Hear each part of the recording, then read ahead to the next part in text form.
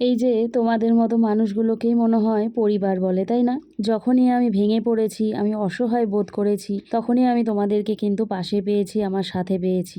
রাধে রাধে বন্ধুরা, সবাই কীরকম আছো? আশা করছি খুব ভালো আছো, সুস্থ আছো। এদিকে আমরাও ভালোই আছি। তোমাদেরকে সাথে নিয়ে আরও একটা দিন, আরও একটা ভ্লগ শুরু করছি। এই ভ্লগটা একদিন কি দুদিন আগের, তো তোমাদেরকে কিছু কথা আমি না বলেই থাকতে পারছি না। তোমরা যারা আমার সুখের দিনে ছিলে না, জানো তো, মনে করো যখন আমি ভালো ভিডিও তোমাদের সাথে শেয়ার করেছি, তখন কিন্তু তোমরা অনেকেই আছো কমেন্ট করোনি, হয়তো ভিডিও দেখে চলে গেছো। কিন্তু এই যে আমার দুঃসময় বলতে পারো, খুব ভীষণ চিন্তায় আছি আমি, মনটাও খারাপ। এই সময় কিন্তু তোমরা যারা আমাকে রোজ কমেন্ট করো না, তারাও এসে কিন্তু কমেন্ট করে বলে গেছো যে বুলটি চিন্তা করো না বা কিছু। এমনকি আমার নাম ধরেও বলেছো। তাতেই আমি বুঝতে পারলাম তোমরা কিন্তু আমার ভিডিও প্রায়ই দেখো বা রোজই দেখো, কিন্তু সবসময় হয়তো তোমাদের কমেন্ট করা হয়ে ওঠে না, সেই জন্য করো না। কিন্তু এই যে আমার দুর্দিনে যে তোমরা সবাই মিলে আমার পাশে এসে দাঁড়িয়েছো, এটাতে না আমি ভীষণ কি বলবো, শক্তি পেয়েছি। আমার মনে শক্তি জুগিয়েছে তোমাদের কমেন্টগুলো।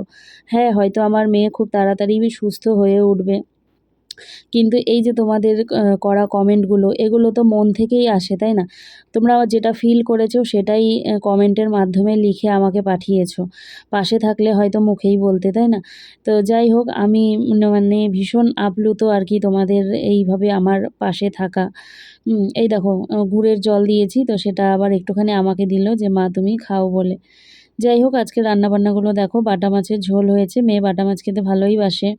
আর আজকেও হয়েছে কিন্তু কচু শাক, দুয়াটি শাক এনেছিল বাবা, তো এক আটি আগের দিন করেছিলাম। আর এখানে রয়েছে চিংড়ি মাছের ঝোল সমস্ত রকম সবজি দিয়ে। তো মেয়েকে সবজি খাওয়াবো এখান থেকে, তো সবজিগুলো তো ও খেতেই চায় না, শুধু আলু আর মাছ ছাড়া। তো যাই হোক, সমস্ত কাজকর্ম সেরে নিয়েছি, বাইরের কাজ। এখন আমার ঘরের কাজ সেইভাবে হয়নি, তো ভাবলাম যে আগে এই বেদানাটাই ছুলে রাখি, তো সেই জন্যে ছুলতে বসে পড়লাম। বেদানাটা ছুলে নিয়ে বাটি দিয়ে ঢেকে রাখবো, তারপর আমি কিন্তু কাজ শুরু করব, মানে ঘরের কাজ। ভেবেছি আজকে একটু সিলিংটা পরিষ্কার করব। হালকা হালকা মতো আলধুনো দেখা যাচ্ছে, তো সেগুলো তো একেবারেই ভালো না, তাই না বলো? ঘরের মধ্যে ঝুল থাকা একটুও ভালো না। তো সেই জন্য ভেবেছি আজকে একটু আলগা করে ছুলে নেব। তো এই যে বেদানাটা ছুলে রেখে দিচ্ছি। আর এখনকার বেদানাগুলো না খুব একটা লাল না, এটা হয়তো ডালিম বা কিছু এরকম, মানে বেদানা লাল হয় না ডালিম লাল হয়, আমি ভুলে গেছি। যাই হোক, যে কোনো একটা হবে, তবে খুব একটা লাল ছিল না আর কি।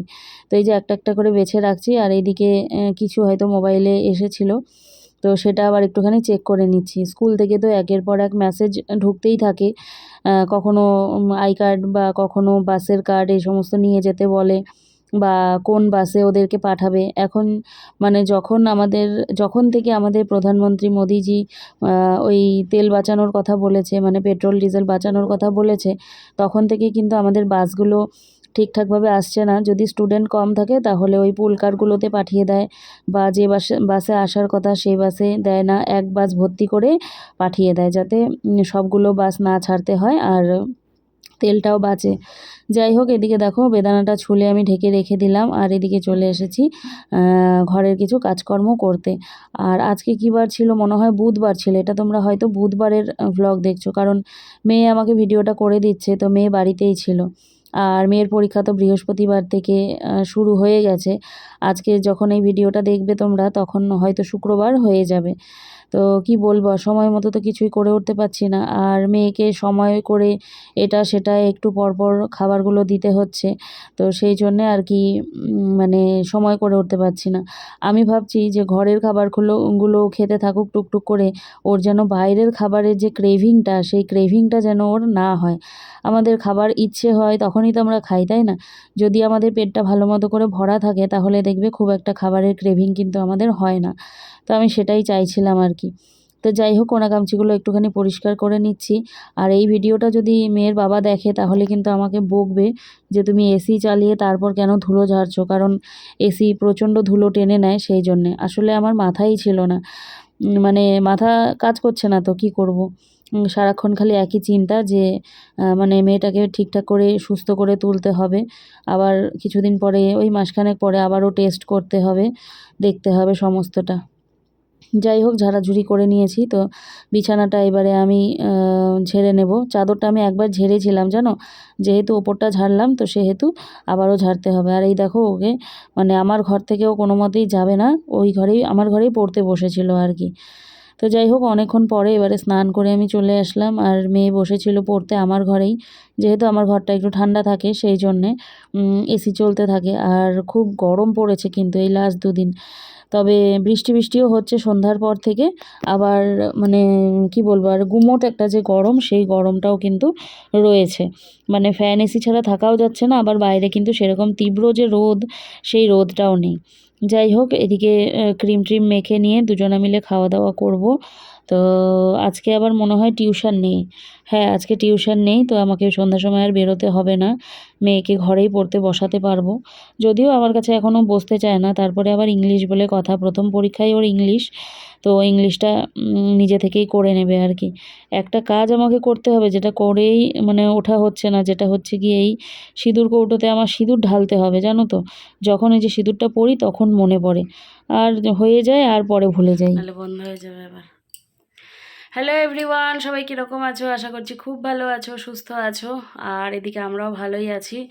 আজকে হচ্ছে বুধবার, আর ঘড়িতে সময় এখন অনেকটাই বেজে গেছে। তো আমি স্নান করে আসলাম, এখন হচ্ছে খাওয়া দাওয়া করব। সবার খাওয়া হয়ে গেছে, মেয়ের আর আমার হয়নি। ওই মেয়েকে তো এটা সেটা দিচ্ছি সমানে, তো ওর নাকি খিদেই পাচ্ছে না। ওই একটু কলা, তারপরে হচ্ছে এই জুস, তারপর ওই গুড়ের শরবত, এই সমস্ত তো খাচ্ছে টুকিটাকি। তো সকালে দুধ খেয়েছিল আবার, তো সেই জন্য আর খিদে পাচ্ছে না, আমার সাথে খাবে। এবারে আমি ওকে নিয়ে খেয়ে নেব। আর ওদিকে হচ্ছে বেদানাটা ছুলে রেখেছি, ভাত খেয়ে দেব। আর কথা হচ্ছে যে সকাল থেকে তোমাদের সামনে এসে কথা বলাই হয়নি। আর গতকালকের যে ভিডিওটা সেটা আমি তো এডিট করে রেখেছি, শুধু ভয়েস দেওয়া বাকি, মানে ভয়েস দিতে পারিনি দেখে সেটাকে আর মানে আপলোড দিতে পারছি না। তো এখন খাওয়া দাওয়া করে ও বসবে ওই ঘরে পড়তে, কালকে থেকে যেহেতু এক্সাম, আর আমি হচ্ছে ভয়েস দিয়ে ভিডিওটা তোমাদের সামনে পৌঁছে দেব। তো চলো আপাতত আগে খাওয়া দাওয়া করে আসি, তারপর বাকি কাজকর্মগুলো করব।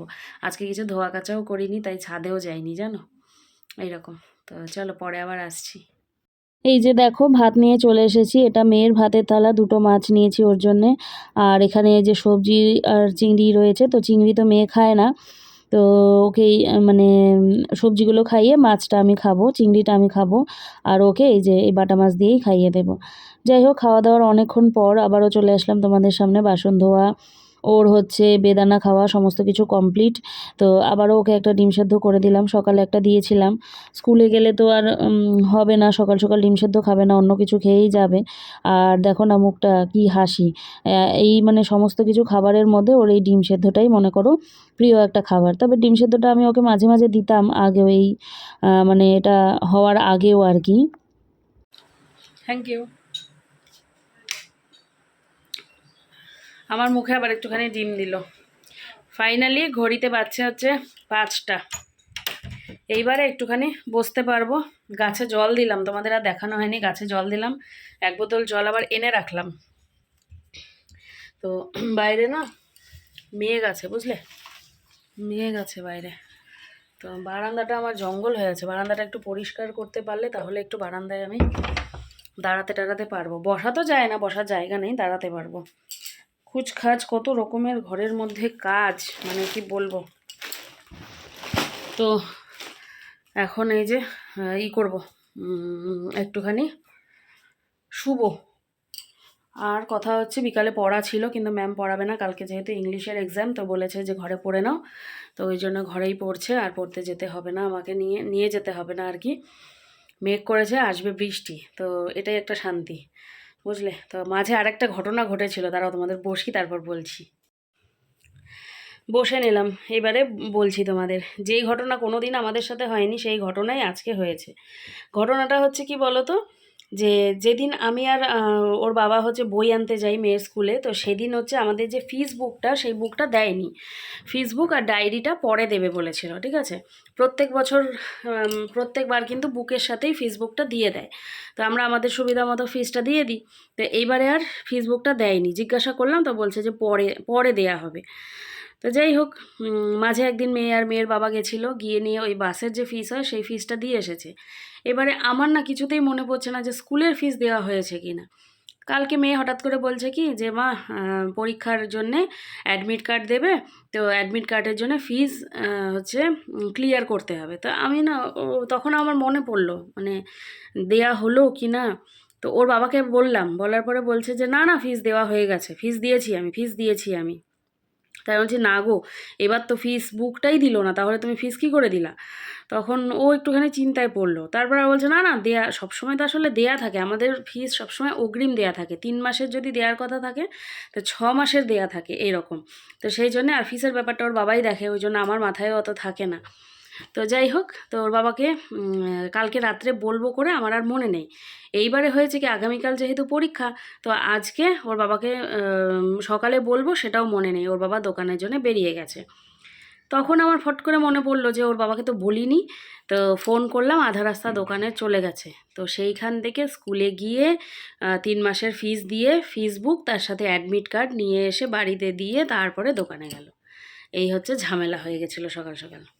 তো চলো এখন একটুখানি শুই, আর গতকালকের ভিডিওটাও রেডি করি, ভয়েস দিই, পরে আবার আসছি তোমাদের সাথে কথা বলতে। যখন আমার মেয়ে পেটে ছিল তখন তো আমি জানতাম না যে আমার মেয়ে হবে, কিন্তু বিশ্বাস করো মনে প্রাণে আমি চাইতাম আমার যেন একটা মেয়েই হয়। এমনকি তারপরেও আমি চাইতাম কখনো যদি আমার আবারও মানে মেয়ের ভাই বোনু হয় তাও যেন আমার যেন মেয়েই হয়, জানো তো। তুই কত এ 10 তাই তো? हम 11 ए हम 10।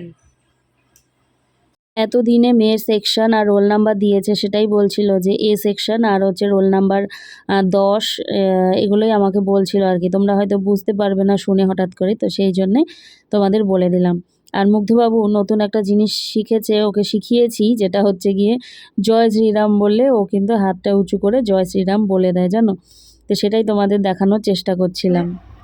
হ্যাঁ বয় বাবা, বাবা বয় বয় বয় জয় শ্রীরাম করো বাবা করো, জয় শ্রীরাম ডান হাতে করে জয় শ্রীরাম। আর মুড নাই আর। বাড়ি থেকে চলে এসেছি অনেকক্ষণ আগে, আর এসে একটুখানি নিজের কাজে বসেছিলাম, ওই ব্যাংকের কাজ বলতে পারো। এই যে ব্যাংকের পাসবুক নিয়ে বসেছিলাম, তো কিছু কাগজপত্রের কাজ ছিল, এগুলো করছিলাম। আর ওই ঘরে মেয়ে হচ্ছে পড়তে বসেছে, আর আজকে দেখো মেয়ে নেল পলিশ পরিয়ে দিয়েছে। নখগুলো সব কেটে ফেলেছিলাম, কারণ কি বলো তো, ওই মুখ ধুকে তেল মাখাতাম তো, তো যদি হচ্ছে খোঁচা লেগে যায়, তো সেই জন্য নখ কেটে ফেলেছিলাম। শুধুমাত্র এই যে এই নখটা একটুখানি বড় রেখেছি, কারণ না হলে না হাতটা কেমন যেন নাড়া নাড়া লাগে। আর নেল পলিশ পরিয়ে মেয়ে বলছে তোমার হাতটা একদম বাচ্চা বাচ্চা লাগছে। আংটিগুলো সমস্ত খুলে ফেলেছি, কারণ আঙুলগুলো ফুলেছে। ফোলার কারণ কি বলো তো, ওই যে কচু শাক 2 দিন করলাম, কচু ধরলেই আমার না এরকম হয়, ভীষণ চুলকায়, আর হচ্ছে আঙুলগুলো ফুলে যায়। আমি নাইটি টাইটি যে ধুই চিপতে পারি না, তো সেই জন্যে খুলে রেখেছি। আর ঠিক হয়ে যাবে, এটা ঠিক হতে আমার 2-3 দিন টাইম লাগবে, তারপর ঠিক হয়ে যাবে। তো যাই হোক, এই কচু টচু কাটলে না ভীষণ কষ্ট হয়। তো এবারে মা বাবা খাচ্ছে ওইদিকে, আর মা বাবার খাওয়া হয়ে গেলে আমি আর মেয়ে খেয়ে নেব। আর মেয়ের বাবা ফোন করেছিল, তো ওর বন্ধু নিয়ে গেছে ওকে কোথায়, কোন রেস্টুরেন্টে, তো সেখান থেকে খাওয়া দাওয়া দুজনে মিলে করে আসবে। আর এদিকে আমি আর মেয়ে খেয়ে নেব। চলো পরে আবার আসছি তোমাদের সাথে কথা বলতে। ঘুম থেকে উঠে ওর মুড ছিল না যে তোমাদের একটুখানি জয় শ্রীরাম দেখাবে, তো সেই জন্যই দেখাচ্ছিল না আর কি। তো যাই হোক, এদিকে মেয়ে এসে আবারও পড়তে বসেছিল, অনেকক্ষণ পর এসেছি তোমাদের সামনে। তো এই যে দেখো, এই কি বলবো, বোর্ডটা, যে বোর্ড বলছি, আর স্টাডি টেবিলটা ভুলে গেছিলাম, তোমাদের দেখানো হয়নি। এটা ও আমার কাছে আবদার করেছিল যে মা আমি তো বোর্ডসে পাশ করলাম ভালো করে, তো আমাকে কিছু দেবে না? তো আমি আবার বললাম যে তুই কী নিবি বল। তখন বলছে আমাকে একটা হেলো কিটির এই স্টাডি টেবিল কিনে দিও, আমার লিখতে পড়তে না প্রচণ্ড ঘাড় ব্যথা করে, তো প্রচুর লেখা, তো সেই জন্যে ওকে আমি এটা অর্ডার করে কিনে দিয়েছি। তোমরা হয়তো মিনি ব্লগে দেখেই নিয়েছো। এদিকে মেয়ের বাবা টিভি দেখছে, আর এদিকে আমি আর মেয়ে হচ্ছে খেয়ে নেব। এই যে একই থালার মধ্যে ভাত এনেছি, কিন্তু দুজনা মিলে খেয়ে নেব, বুঝলে তো। তারপরে দেখো খাওয়ার পরে একটা এই যে লাড্ডু নিয়ে বসেছি, ওর বাবা এনেছে আজকে। তো এই লাড্ডুটা না বেশ ভালো আর কি, ঘিয়ের লাড্ডু। ওই যে বুন্দি কি লাড্ডু বলে না, এটা হচ্ছে সেই বুন্দি কি লাড্ডু কিন্তু। ওই কি বলবো আর, মেয়ে আগেই খেয়েছে তো আমি এখন খাচ্ছি। ভাত খাওয়ার পরে দেখবে একটা মিষ্টি টিষ্টি খেলে না বেশ মনটা ভালো লাগে। আর তোমাদের দেখাচ্ছিলাম বিছানা ঝাড়া হয়ে গেছে, তবে মশারি এখনও টাঙানো হয়নি। মেয়ের বাবা গেছে মেয়ের মশারি টাঙিয়ে দিতে, এতক্ষণ ছিল বারান্দায়, আর আমি হচ্ছে বিছানা ঝেড়ে নিয়েছি, তোমাদের দেখালাম। দিয়ে একটা হচ্ছে লাড্ডু খেলাম, ওর বাবা এনেছে, মেয়ে আগেই খেয়ে নিয়েছে, তাই আমি ওকে বললাম তুই যে খেলি আমাকে তো দিলি না। বলছে আমি কি জানি তুমি এখন খাবা। আর ওইদিকে রিয়ার সাথে কথা বলছিলাম ইয়েতে, প্রথমে ফোন করলো, ফোনে কথা বললাম, তারপরে আবার একটুখানি হোয়াটসঅ্যাপে কথা বললাম, ওই যে হোয়াটসঅ্যাপ করেই যাচ্ছে, তো পড়ে নিলাম আমি।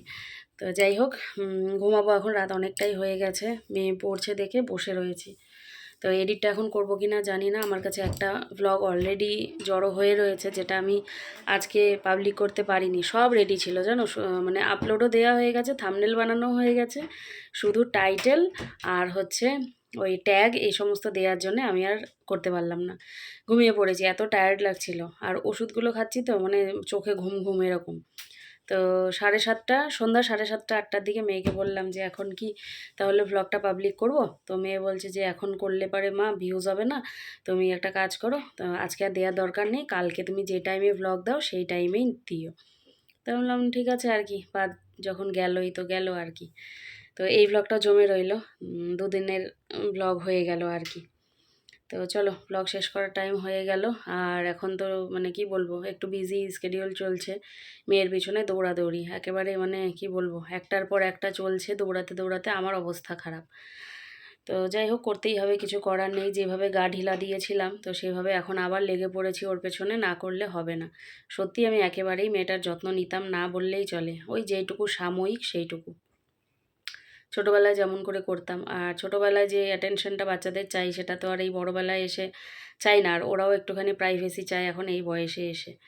তো আবারও শুরু, দেখি কতদিন এইভাবে চলতে পারে।